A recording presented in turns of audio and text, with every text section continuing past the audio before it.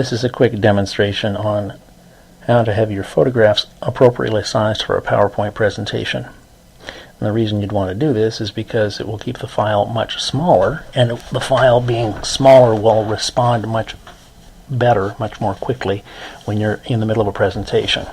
If you've ever been in a presentation with PowerPoint and it's taking forever to go between slides, it's probably because you have huge photographic files inside the PowerPoint. Alright, two ways to accomplish this. One, let's make sure you have your photographs appropriately sized to start with.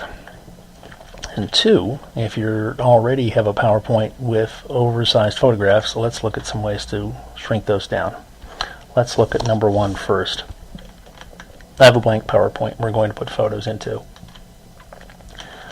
Over in this folder, I have 4 photographs. And if you look at the sizes here, they're pretty good size, ranging from 6 megabytes to about 2 megabytes. And you don't need all that for PowerPoint. So what we're going to do is a really easy trick. You're going to select all your files and then right click on them. You're going to say send to mail recipient. And you'll see a dialog box pop up. And let's look at what would happen if we sent the original images, 15.5 megabytes of file. If we make them smaller, say 1024 by 768, you're only 921 kilobytes, a fraction. Most video projectors, 1 kilobytes, a fraction. Most video projectors that are in use are no larger on screen than 1024 by 768. Some newer ones will give you higher resolutions. 1280 by 1024 is plenty for those. But even if we choose that size, we're still only at 1.5 megabytes as opposed to 15. 1/10 the size of the files. So let's go ahead and say that we're going to use those. Click Attach, and it will process. While it's processing, notice that I've already created in this folder another subfolder called Smaller. We're going to use that here in just a moment. Once the email is done processing, you can see it hands you a new note with the 4 files attached, but they're much smaller size versions of those files. All we need to do is select all 4, then click and drag them across. Since we don't need this memo to go to anyone, we're just going to delete it.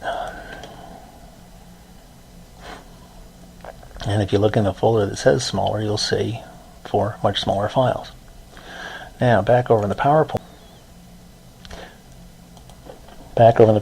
Let's compare those 2 sets. First, I'm going to insert them as a group. The fastest way to do this is using Photo Album. Insert Photo Album. You select the files you want. Let's start with the larger set of photographs. Remember, these are 15.5 megabytes. I'm going to insert all 4 of those, and PowerPoint just does that automatically. Calls the whole file a photo album.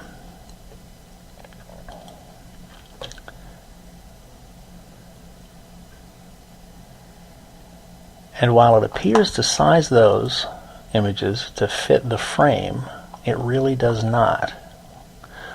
Let me show you. Select the photo. I'll look at its format, and then I'll say Reset Picture. This means take it back to the original size. And you can see it's much bigger than the actual PowerPoint frame. I'm going to save this file, and we're going to call it Photo Album 1. Okay, I'm overwriting an old one, so it doesn't matter. And we'll come back to that in just a moment. But see how long it takes to save it? That's because it's a big file. I'm going to create a new PowerPoint to show you the smaller version of this. It's a blank PowerPoint. Don't care about the formatting or anything like that. Again, we're going to insert, use Photo Album, go back, select our files. In this case, we're going to use this set of photos that are smaller. select all four, insert.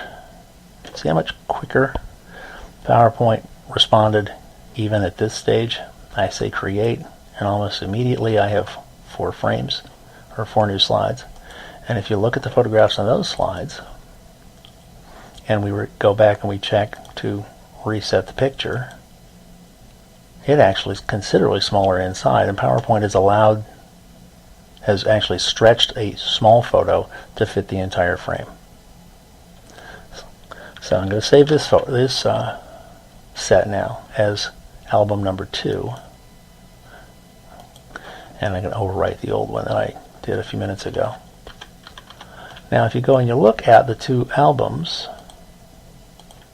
that's these 2 files. You've got one that's 5 megabytes, smaller than just including all the photographs to be sure, but it's still quite a bit larger. And then you've got the one that's only 635 kilobytes. Much smaller, much faster to use. Now let's look at how these 2 different PowerPoint files will play on the screen. This is the smaller version. We started with smaller photographs to begin with. I'm just going to go straight into the show mode. And as I page forward, you can see it moves pretty quickly. Just as fast as I hit the forward or back buttons, it moves through the images. Now let's go over to the other one, the larger file, which I believe is this one. Yeah, I'm going to leave this first photograph oversized so we can see that it is in fact the larger file. But as soon as I go into the show mode here, watch how long it takes. I'm going to 3, 2, 1, click. And just to even start, it takes an extra half a section. And as you page between those slides, it's slower than the smaller file. But on screen it'll look just as good because the screen can only use 1024 by 768 or whatever the projector is sized for. So what do I do if I already have a PowerPoint with images in it but it's running slowly? Well, you need to find whatever photographs are in it that are oversized. Let me show you how to do that. Click on any photo, and once it's selected up in the menu bar, you'll see that you can look at Picture Tools and Format. Click on Reset Picture, and it takes the picture back to the original size of the photograph that's been inserted. This one's pretty small.